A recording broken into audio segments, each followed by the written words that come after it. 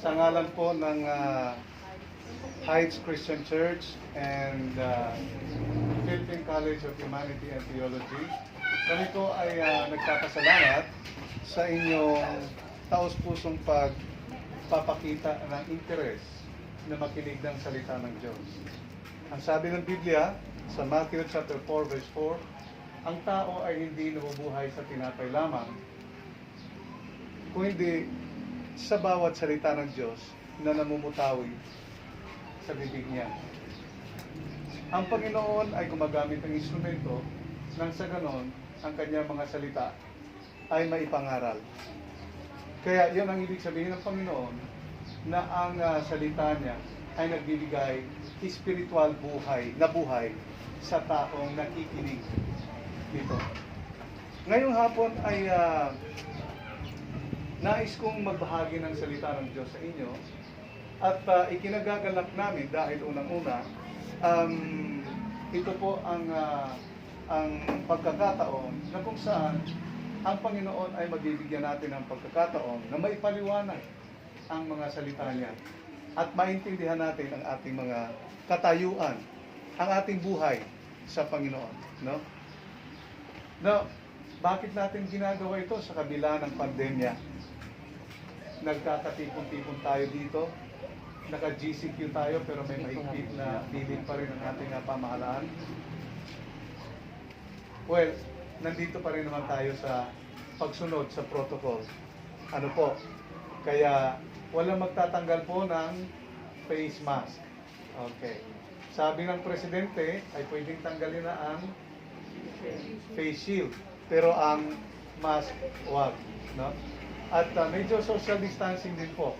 Maganda din po 'yon na ating i-observe. Okay. Ngayong hapong ito ay nais kong magbahagi ng salita ng Diyos. And I pray na sang-ayon sa salita ng Diyos ay hindi ito babalik sa Kanya ng walang kabuluhan.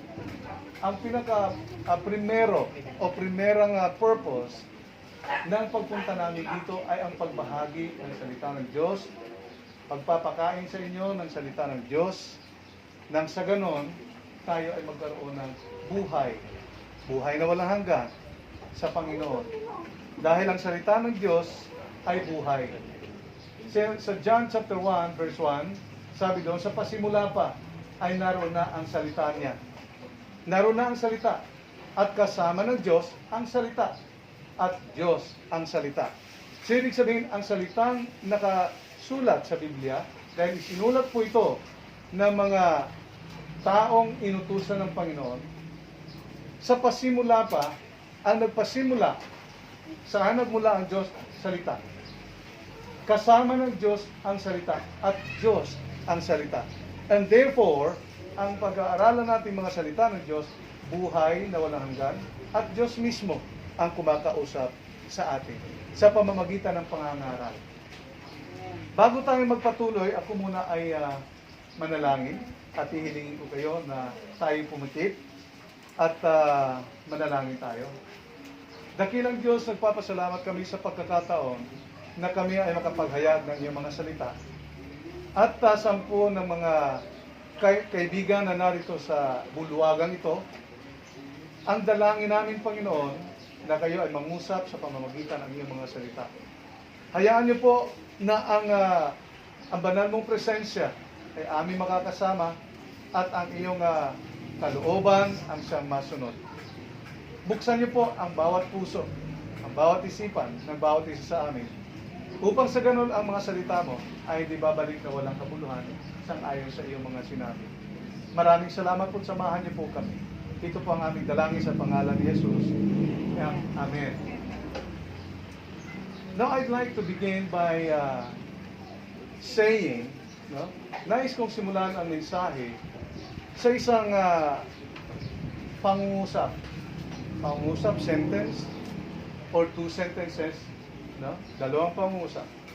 Na ang sabi, ang kaso na ipinapadala o na iakyat na sa hukuman ay kailanman ay kailangan ng abogado upang siyang magtanggol sa nagkasala. Tama po ba? Ang kaso na naiakyat na sa piskalya o sa korte, lalo na sa korte, kailangan ng abogado upang ipagtanggol ang nagkasala. Katulad nating lahat, sabi ng Romans chapter 3 verse 23, ang lahat ay nagkasala at hindi nakaabot sa kaluwalhatian ng Diyos. So nangangahulugan pala ito, mga kaibigan, na kailangan natin ng abogado upang magbayad ng ating bail, upang magbayad ng ating ransom, upang magbayad ng ating piyansa. So sino ngayon ang ating piyansa? Ang piyansa sa ating kaso sa harapan ng Panginoon ay ang Panginoong Jesucristo. Siya ang naging bail natin, siya ang naging piyansa natin, siya ang naging abogado para sa atin. Amen. Ang abogado na mahina ang argumento pagdating sa paglilitis ay hindi siya mananalo. Matatalo siya by technicality. Alam niyo mga kapatid, alam niyo mga kaibigan, ang Panginoong Jesucristo sa pagsangga niya sa ating mga kasalanan, sa paglaban niya on our behalf, no? Para tayo ay may pagtanggol. Hindi siya mahinang klase na abogado. Binayaran niya kung sa tao, ang tao nagkasala, ang siya magbabayad sa abogado upang ipagtanggol ang kanyang kaso. Ngunit ang Panginoong Jesucristo, walang kasalanan, ngunit siya ang nagbayad ng kasalanan na nagawa ng tao. Sino ba yung tao? Tayo yun. Ang sinabi ng Romans chapter 3 verse 23, ang lahat ay nagkasala at walang nakaabot sa kaluwalhatian ng Diyos. At dahil walang nakaabot sa kaluwalhatian ng Diyos, kailangan natin pagbayaran ang kasalanan. Ngunit hindi na nga natin ginawa ang pagbabayad dahil inako na ng Panginoong Jesucristo, siya na ang naging bayad sa ating mga kasalanan. And therefore, ang kasalanan natin ay burado na. Quashed na, kung tawagin. Ang ating asunto ay dinaig na, nanaig na. Ibig sabihin, tayo ay nagwagi na sa korte ng kasalanan. Sino ang nag-aakusa sa atin? Ang kaaway, si Satanas. Sa pasimula pa, inaakusahan niya na ang tao hanggang sa mahulog. Kinukondem niya ang tao at sinisiraan niya ang Panginoon. At ang tao ay kumampi at nagkaroon ng pagkakataon na maisip niya, oo nga naman pala, kailangan ko talaga na maging katulad ng Diyos. Sabi na nga sa taas, kumain ka ng bunga ng puno na ito upang maging katulad ka ng Diyos. Matuto ka, malaman mo ang tama at mali. Maging katulad ka ng Diyos. Ngunit sabi niya, Eva, hindi maaari. Dahil sinabi ng Diyos na sa oras na kami ay kakain ito, kami ay mamamatay. Kami ay mamamatay. Alam niyo mga kapatid kung ano ang ikinamatay ni Adan at saka ni Eva, ni Eva at saka ni Adan. At ang kamatayan na ito ay lumaganap sa sangkatauhan dahil sa kasalanan. Right there and then nung magkasala, si Adan at saka si Eva, yung pag-commit pa lang ng kasalanan, pag-violate pa lang ni Adan at saka ni Eva, sa utos ng Diyos na huwag kayong kumain, doon nagsimula ang kasalanan. Doon nag-umpisa ang violation. And on to our generation. Hanggang sa sunod sa salinlahi pa natin. Kung hindi natin putulin ang kamandag ng kasalanan, kung hindi natin putulin, kung hindi natin ihinto ang kamandag at kapangyarihan ng kasalanan, ang kamatayan ay magpapatuloy. Alam niyo mga kapatid, ang sinabi ng Biblia na kamatayan doon, tatlong klase. Unang namatay sa kanila agad ay ang relasyon nila sa Panginoon. Naputol ang espiritual nilang ugnayan ng Diyos. Kung kaya't sinabi ng Biblia sa Genesis na sila ay tinaboy ng Panginoon sa Garden of Eden. Kasi sabi nga ng Panginoon, Oo nga, nakita natin ngayon na ang tao ay isa na, katulad na natin. Sabi ng Diyos, katulad na natin. Kaya, alisin na natin sila upang hindi na sila makakain ng bunga ng tree of life, upang hindi sila mamamatay. Bakit ginawa ng Panginoon yun? Kasi nga, nagkaroon ng violation. Nagkaroon ng pagkasala, ng pagsalungat sa utos ng Panginoon. Now, dito mga kapatid, sa Lucas chapter 18, verses 31 to 34, kinuwento ni Jesus, ni Jesucristo mismo, na sabi niya, ang mga naisulat ng mga propeta ay magaganap na, mangyayari. Ano ibig sabihin? Na ang anak ng tao ay duraan, pahirapan, at patayin dahil sa kasalanan ng sangkatauhan. Katulad mo at katulad ko, lahat ay nagkasala.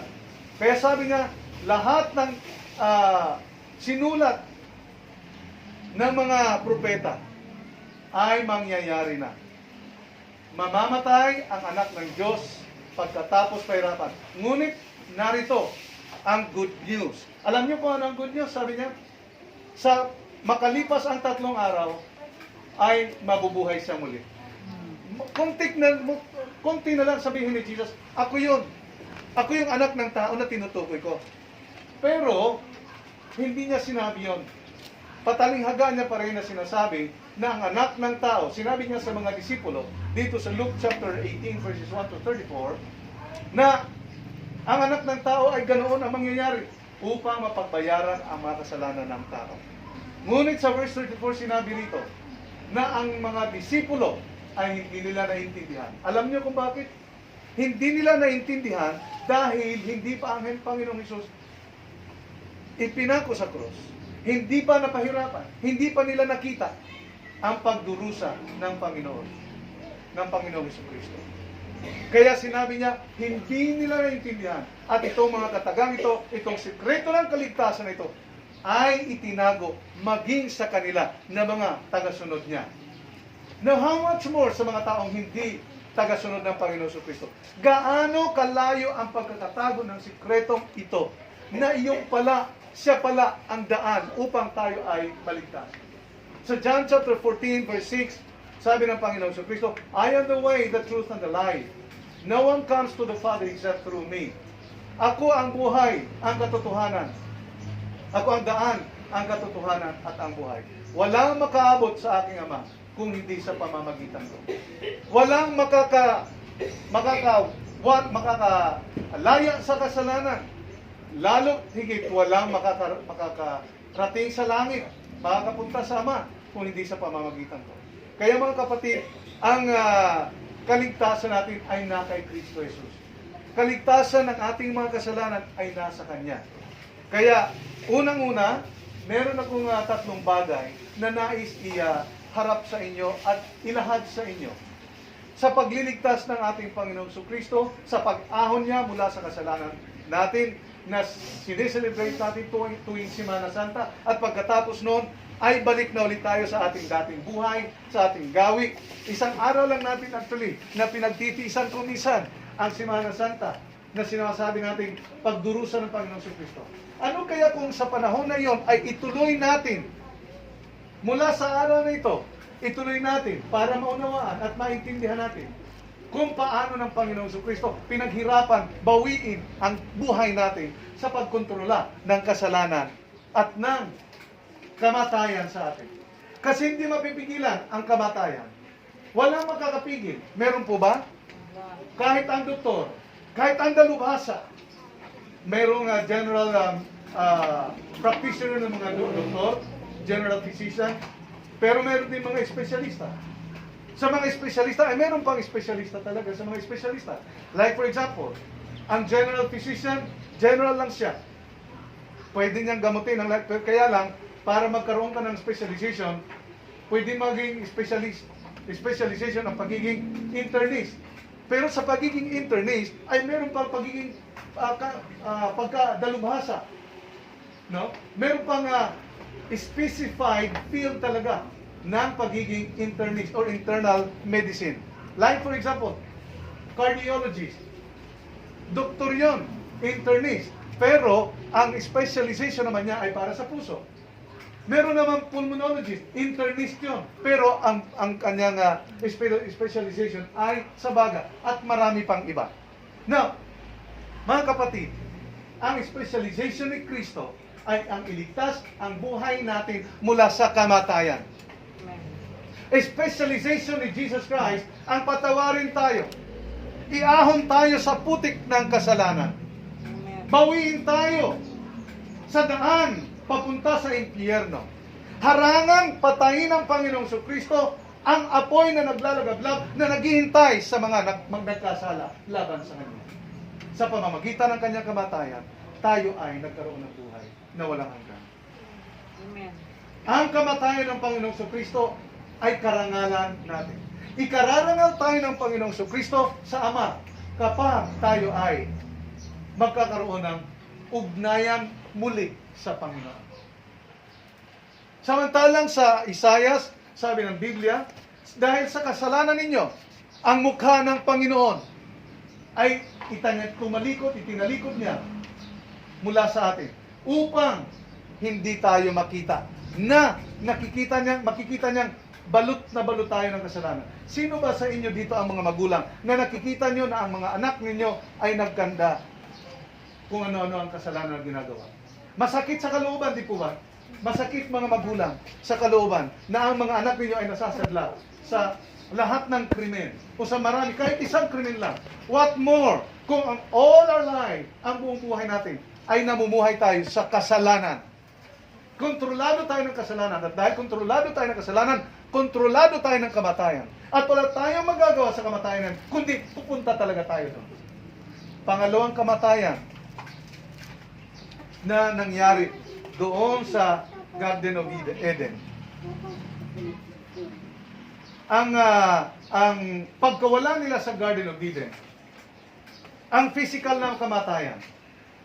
Yung mamatay tayo, alam nyo, hindi ko naman i-assume na walang nakakaalam sa atin ngayon kung gaano kabilis pumatay ang COVID-19. Di po ba?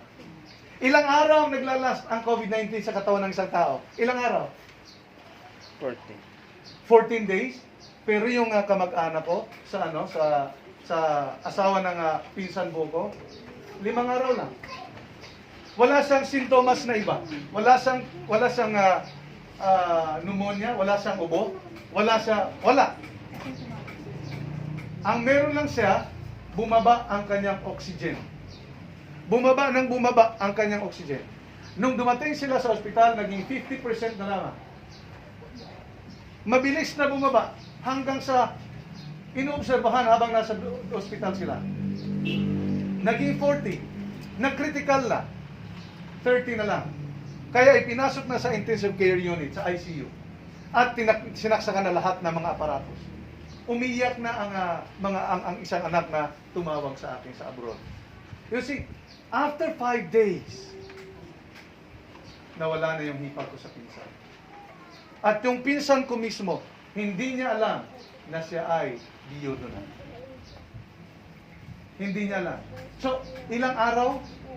Doon sa asawa ng pinsan ko, 5 araw.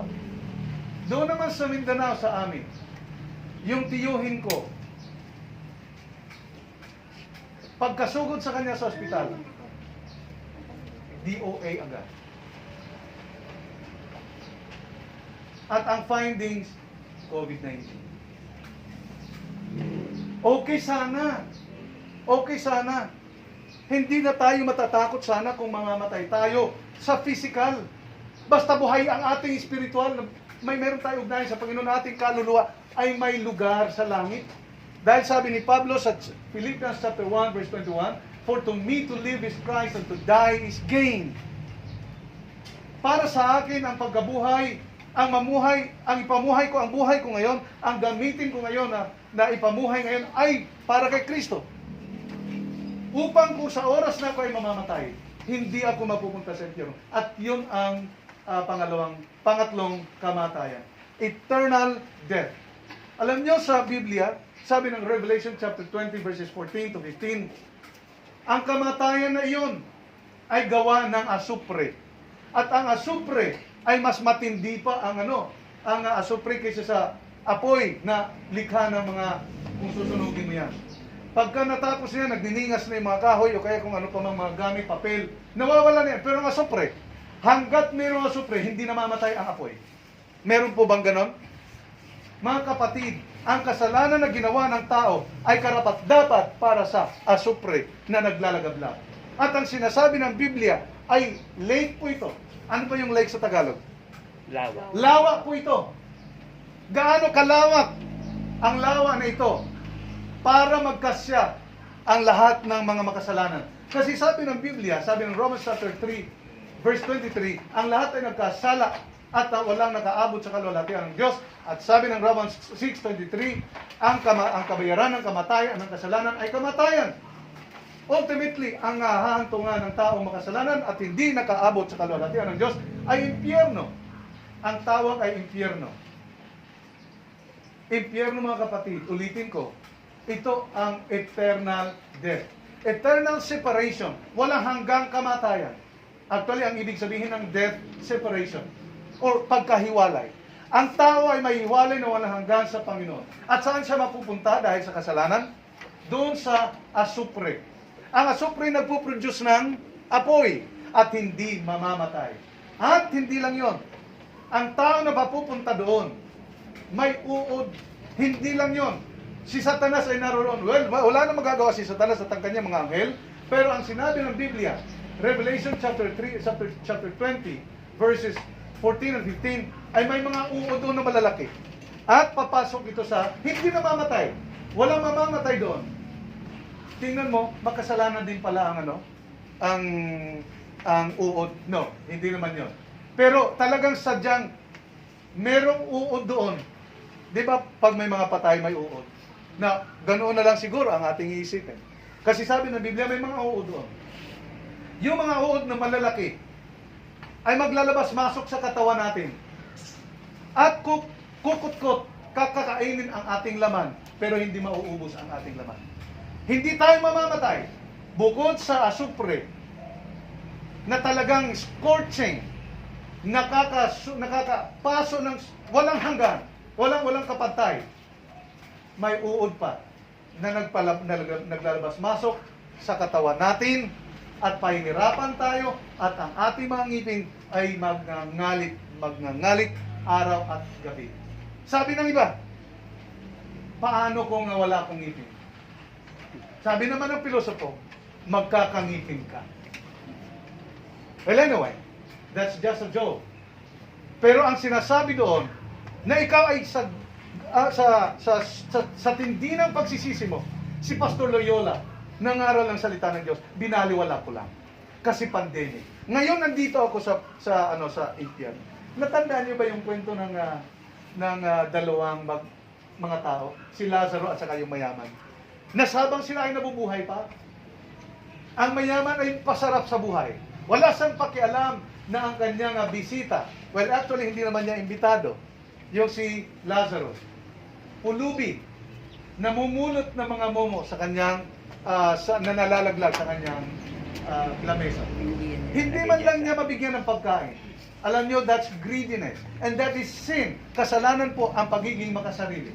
Kasalanan din po yung, alam niyo yung makasarili, pag-usapan natin ng makasarili, yung hindi mo pagbibigay ng panahon para sa Panginoon, makasarili yun.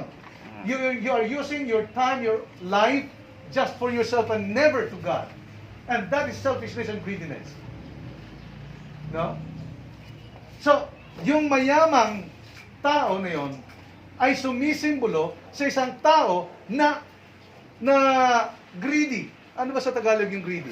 Makasarili. Hindi namimigay. Madamot sa panahon sa Panginoon. Magbibigay ng Panginoon ng oras, tuwing linggo na. O kaya, kuminsan once a year. Kuminsan twice a year. Kuminsan pag may bago lang na damit, ay simpa ko itong damit ko na to. Isampa ko itong sapatos ko para hindi masira. Yun lang kuminsan. O kaya tatlo lang.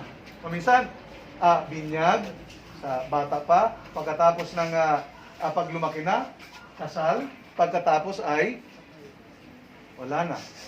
Idadalhin sa simbahan para bendisyonan na. Di ba? So, tatlong bagay lang. Nagaano katagal yung tatlong panahon na yon, mga kapatid? Siguro ito, this is a wake-up call to us. Itong pandemic na nangyayari ngayon ay paghahanda sa bawat isa sa atin upang mamamatay man tayo, katulad ni Pablo. Mamamatay man ako o mabuhay, ay mabuhay ako kay Kristo. May buhay na walang hanggan, naghihintay sa atin sa langit. Okay. So, sabi ng Biblia, ikararangal ng Panginoong Hesus ang lahat ng sa Kanya'y nagsisitanggap.